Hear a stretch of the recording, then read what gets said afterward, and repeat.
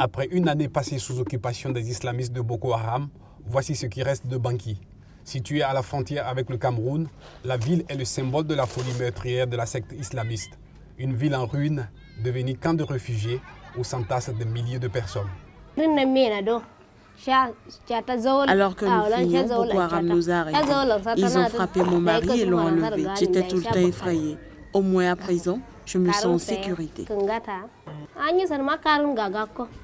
Dans l'unique quartier sécurisé par quelques soldats nigérians survivent plus de 20 000 déplacés, dont la plupart viennent de l'état du Borno. Dans la ville fantôme de Banki, les déplacés vivent dans des conditions difficiles. Le problème alarmant que nous constatons dans tous les camps de déplacés internes est l'accès à la nourriture. Les gens n'ont pas pu cultiver durant ces 2 dernières années. Tous les moyens de subsistance sont perdus. C'est pourquoi nous voyons des taux élevés de malnutrition. Banki, ville martyre, est au cœur des préoccupations du Nigeria, du Cameroun et de la communauté humanitaire. Les armées nigérianes et camerounaises annoncent régulièrement avoir infligé de lourdes pertes aux islamistes. Mais chaque fois, la secte trouve le moyen de mener des attaques tout aussi spectaculaires que meurtrières. Ce camp de déplacés où se trouvent certains de leurs proches n'est pas à l'abri.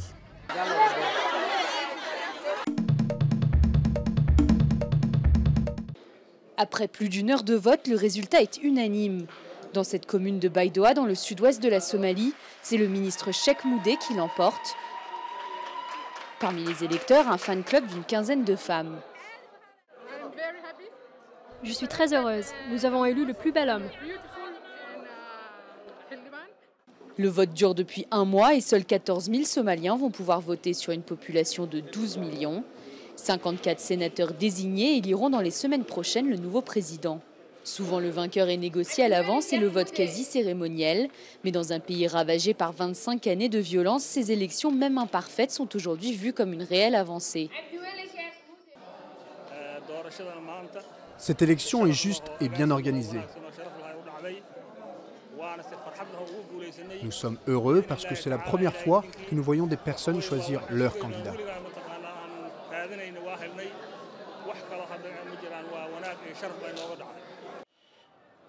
Pour la première fois dans l'histoire du pays, le scrutin se déroule aussi en région et pas seulement dans la capitale Mogadiscio. Aucune violence ni attaque des Chebabs n'a été déplorée, mais les observateurs ont noté de nombreuses irrégularités.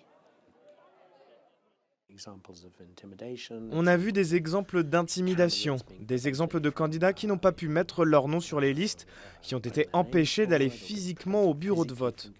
Il y a aussi beaucoup d'argent qui circule. À Kismayo, des chefs du sous-clan Rer Hassan sont en colère. Ils disent que la moitié de leurs délégués ont été remplacés sur la liste, ce que les autorités électorales nient farouchement. Malgré le petit nombre de candidats, les résultats ne devraient pas être connus avant plusieurs mois. 2 femmes dans l'administration Trump. Nikki Haley, 44 ans, la plus jeune gouverneure du pays d'origine indienne, au poste d'ambassadrice à l'ONU, et une autre femme d'affaires milliardaire et philanthrope, Betsy DeVos, 58 ans, à l'éducation. C'est la dose de diversité insufflée par le président élu des États-Unis, Donald Trump, dans son équipe en cours de formation. Nikki Haley n'a pas d'expérience en matière de questions internationales, mais est une négociatrice reconnue et nous avons l'intention de négocier plein d'accords, a assuré le président élu. Donald Trump n'avait nommé jusqu'à présent dans son équipe que des hommes blancs relativement âgés.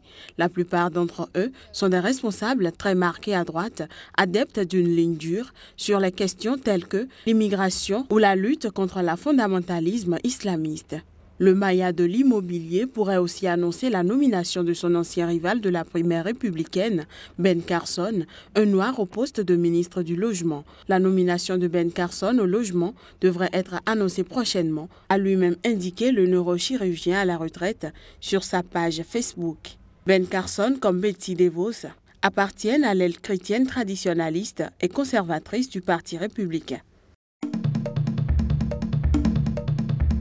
Le parquet espagnol a requis des peines représentant au total 10 ans de prison et le paiement de 18 millions d'euros d'amende à l'encontre du footballeur Samuel Eto'o, poursuivi pour fraude fiscale, a-t-on appris jeudi de sources judiciaires. Dans des réquisitions datées du 10 novembre, le parquet assure que l'ancien attaquant camerounais du FC Barcelone, qui a quitté le club en 2009, a mis en place un montage de société pour éviter de déclarer une partie des revenus tirés de ses droits à l'image à partir de 2006. Une fraude représentant un manque à gagner de quelque 3,9 millions d'euros pour le fisc. Le footballeur a simulé que ses droits avaient été cédés à 2 sociétés domiciliées respectivement en Hongrie et en Espagne dans le but de réduire son impôt de manière frauduleuse, affirmant le parquet dans ses réquisitions. Une société basée en Hongrie déclarait ses gains dans ce pays où le taux d'imposition est un des plus bas d'Europe.